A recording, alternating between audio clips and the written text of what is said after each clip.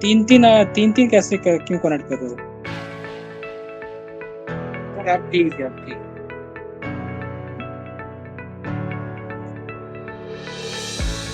नाम मुझे बताइए क्या क्या थे जो रह गए थे लास्ट? सर इनसेट ब्लॉक था, लेयर था, स्कैन था और स्ट्रेच और चैम्फर का मट थी और फ्लिट का मट थी।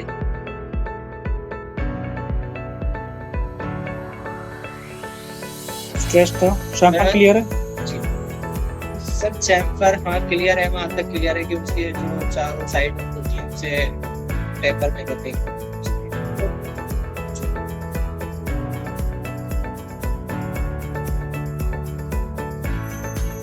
क्लियर है?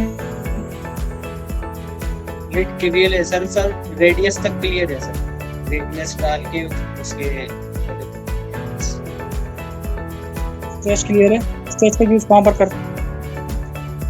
स्ट्रेच का यूज वहाँ करते हैं जहाँ जैसे हमें कुछ चीज बड़ी कर मतलब स्ट्रेचेबल करनी है सर, वहाँ पे स्ट्रेच का यूज करेंगे। जैसे सर नीचे कभी कभी हम हैंडल बना लेते हैं सर, तो उसके लिए यूज हो सकते हैं बहुत ही चीज़। तो बड़ा करना है उसमें भी यूज कर सकते हैं, आपने बिल्कुल सही कहा ये बात। और दूसरी चीज़ ये कि आप अपने फ्रंट एलिवेशन में, डोर विंडो के डिज़ाइन में, वहाँ पर आप उनको जी सर स्ट्रेच कर सकते हैं। कभी कभी ऐसा होता है कि कुछ डिज़ाइन ऐसे होते हैं जिन्हें हम उसमें हमारा स्ट्रेच कमांड यूज आता है।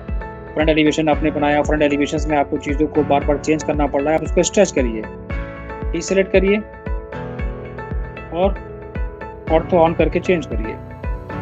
आपने डोर बनाया है, डोर का साइज आपको चेंज करना है, स्ट्रेच करिए। स्ट्रेच कर होता है कि कहाँ पर कौन सी चीज़ यूज़ करना होती है। लेयर का सिंपल सी बात है, लेयर को बनाना, लेयर को इंपोर्ट कराना और लेयर के नेम वगैरह चेंज करना। लेयर को इंपोर्ट एक्सपोर्ट दोनों क्लियर, कोई डाउट नहीं है सर? एक्सपोर्ट का नहीं क्लियर है सर।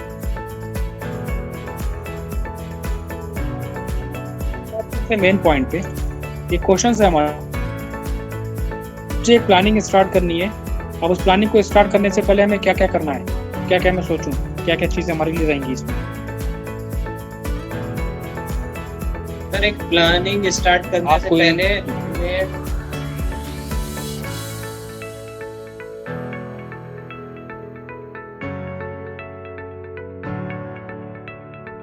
वॉइस ब्रेक हो रही है, आई थिंक नेटवर्क की प्रॉब्लम है कैसे है? सर शायद नेटवर्क की प्रॉब्लम, लेकिन सर फुल आ रहे हैं नेटवर्क, एक बार ट्राई कर। नहीं नहीं ठीक है ठीक है, अभी कंटिन्यू करो, ठीक है। हाँ तो प्लानिंग स्टार्ट करने से पहले सर प्लानिंग स्टार्ट करने से पहले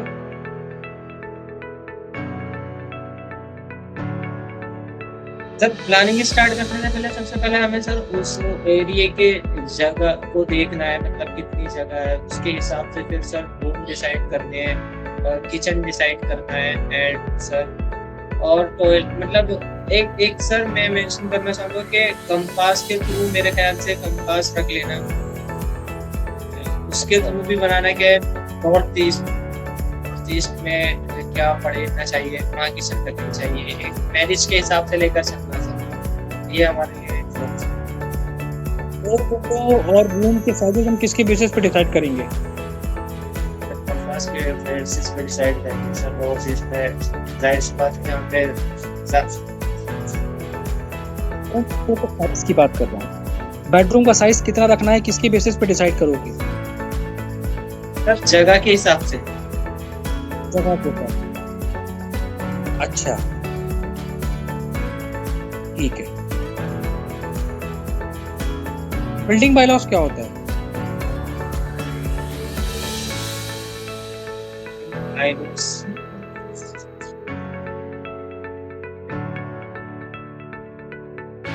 प्लानिंग स्टार्ट करने से सबसे पहले इम्पोर्टेंट होता है कि बिल्डिंग बायलॉज के बारे में जानना। बिल्डिंग बायलॉज गवर्नमेंट के रूल होते हैं जिन्होंने बिल्डिंग की सेफ्टी के पॉइंट ऑफ व्यू से वो रूल्स रेगुलेशंस क्रिएट करें कि हर एक आर्किटेक्ट को, हर एक डिज़ाइनर को जिसको ये अथॉरिटी है वो उन रूल्स के बिना प्लानिंग नहीं कर सकता। अदरवाइज अगर आपके बेसिक फंडामेंटल्स क्लियर नहीं है और अगर आप किसी क्लाइंट को ड्राइंग बना के देते हैं वो आपका लीगल नहीं हो। वो कौन कौन से फंडामेंटल्स हैं, वो कौन कौन से लॉज हैं जो हमें फॉलो करने चाहिए अपनी ड्राइंग में। पहली बात, पॉइंट नंबर 1 में यहाँ पर ये आता है कि बिल्डिंग बायलॉज क्या होता है, क्यों हम अपना फ्रंट लॉन छोड़ते हैं, क्यों हम ड्राइंग रूम को यहाँ पर बनाते हैं, क्यों हम बेडरूम के पास ओटीएस छोड़ते हैं, किस लिए छोड़ते हैं। लोग क्या बताते हैं कि वेंटिलेशन के लिए, हवा के लिए, रोशनी के लिए, बट इसका जो बेस स्टार्ट होता है वो बेस स्टार्ट होता है आपका बिल्डिंग बायलॉज। बिल्डिंग बायलॉज क्या होता है, ये गवर्नमेंट ने इसको अप्लाई कर दिया था जब आपका एक भुज अर्थक्वेक आया था 2001। Developing following the development. The model building by law take into account various critical aspects including structural integrity. मतलब यहाँ पर क्या कह रहा है कि गवर्नमेंट ने ये चीज बिल्कुल लागू कर दी थी। In addition to these primary functions, building bylaws encompass a broader set of responsibilities such as promoting safety, ensuring safety के पर्पज से। सेफ्टी के पर्पज से क्या, एक पर्टिकुलर एक रेजिडेंशियल्स की बात नहीं कर रहे हैं, वो बात कर रहा है किसी भी हर एक चीज में, चाहे वो कमर्शियल हो, चाहे वो अर्बन प्लानिंग हो, कुछ भी हो, उसके बेसिस पे जो भी आप डिजाइन करेंगे। The town and country planning organisation, the TCPO is called Town and Country Planning Organization, formulated the Model Building Bylaw 2016, designed to regulate construction activities for urban local bodies, state governments, and urban authorities. These updated laws represent an enhanced version of the Model Building Bylaw 2004. The origin of this regulatory framework can be tracked back to 2003 when the Ministry of Urban Development initiated its development following the devastating 2001 Bhuj earthquake के बाद government ने साफ कह दिया, clear, कि अब आपको हर एक चीज डिजाइन करनी है on the basis of safety. Clear उन्होंने बोल दिया कि building bylaws take into account various critical aspects including structure integrity, rain water harvesting, waste water management, solar heating, fire resistant construction and methods and more.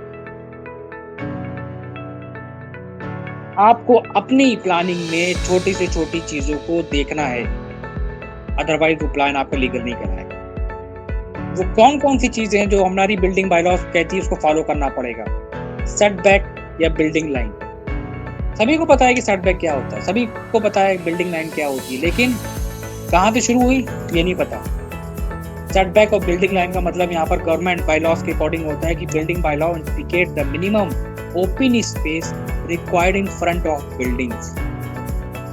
Minimum open space required in front of building facing a road known as the setback line या building line।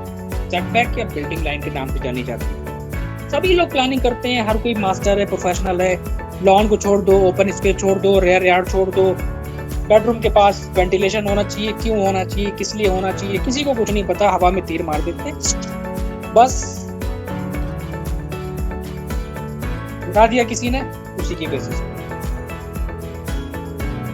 Setback और building lines जिसको कहा जाता है, जो हम लोग area छोड़ते हैं, although this is called, we can say that this one is setback या building line, and this regulation aims to maintain। अब ये भी एक important point है, आपको पता होना चाहिए, कोई आपसे क्रॉस क्वेश्चन कर लेगा, हमारी जो सेटबैक्स होती है, जो बिल्डिंग लाइन होती है, वो हम क्यों देते हैं, क्या रीजन है, इसलिए क्या वहां पर गार्डनिंग करेंगे, नहीं। So this regulation aims to maintain street aesthetics, prevent overcrowding, and enhance safety by improving visibility। इस पर्पस से setback area can also be proposed as parking space या green area। setback area हम लोग छोड़ते हैं या फिर वो किसी भी नाम से हो सकता है, लेकिन उसका मेन पर्पस, मेन मोटो क्या होता है वो इम्पोर्टेंट है। दूसरा, उसको हम लोग किस लिए छोड़ सकते हैं? वो हमारा पार्किंग स्पेसेस के लिए और ग्रीन एरियाज के लिए भी हो सकता है। वो डिपेंड करेगा, एरिया छोड़ा है वो डिपेंड करेगा क्यों छोड़ा है, ये पता इंपॉर्टेंट है। FAR क्या होता है बताओ दिशम?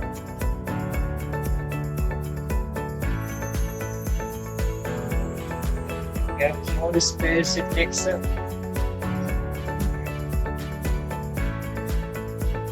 FAR क्या होता है?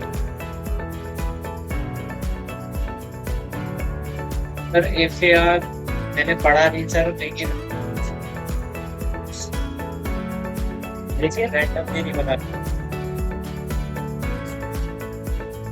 FAR या FSI floor area ratio, floor space index, जिसे FSI या FAR भी कहा जाता है। इसका यूज बहुत इंपॉर्टेंट है।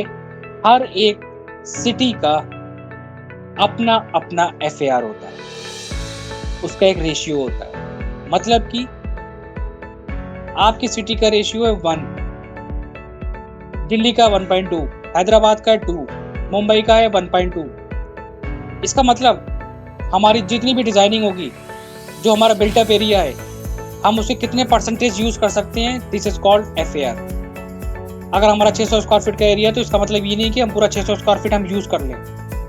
नहीं, ऐसा नहीं है कि उन 600 स्क्वायर फीट को हम ग्राउंड फ्लोर पे भी 600, फर्स्ट पे भी 600 और सेकंड पे भी 600 हम क्रिएट करेंगे।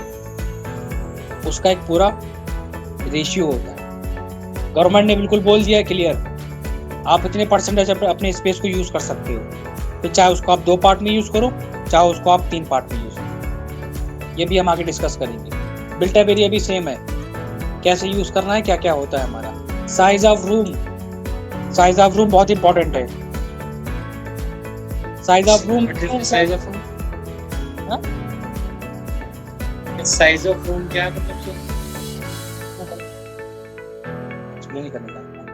साइज ऑफ रूम आपने अभी कहा था, साइज ऑफ रूम हमें देने चाहिए स्पेस के अकॉर्डिंग। किस बुक में लिखा है कि स्पेस के अकॉर्डिंग देनी चाहिए? उस बुक का नाम बताइए। सर एक स्टैंडर्ड साइज तो हो सकता है कि मतलब कि लास्ट जो होता है ये मैं हर बच्चे से ये बात सुनता हूँ, स्टैंडर्ड साइज। ये स्टैंडर्ड साइज कहाँ से आया?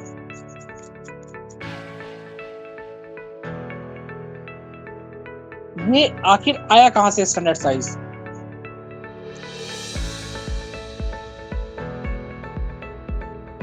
जो एक आरामदायक चीज को मतलब एक स्टैंडर्ड कह सकते हैं कि हाँ उसमें सब कंफर्टेबल हो सकते हैं। नहीं कहाँ, मैं समझा नहीं, थोड़ा सा वॉइस में दिक्कत आ रही थी। कहाँ से बात करा, फिर से रिपीट करना एक बार। सर मैं कह रहा हूँ जिस चीज में सर कंफर्टेबल हो सके बंदा, उसे शायद स्टैंडर्ड साइज कहते हैं। सर स्टैंडर्ड साइज जैसे किचन के स्टैंडर्ड साइज होता है सर। नहीं आपकी कुछ बात सही है सर, मैं एग्री कर गया। मैंने पूछा स्टैंडर्ड साइज आखिर आया किस जगह से? दिल्ली से आया, मुंबई से आया, गवर्नमेंट ने कहा?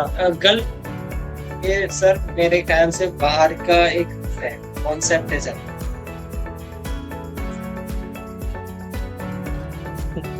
अभी किसने कहा तुमसे कि बाहर का कॉन्सेप्ट है? सर फिर मैं मतलब इसमें मैं डिटेल में नहीं जा सकता सर, पता नहीं। देखा तो कुछ भी ऐसे मत करा करो।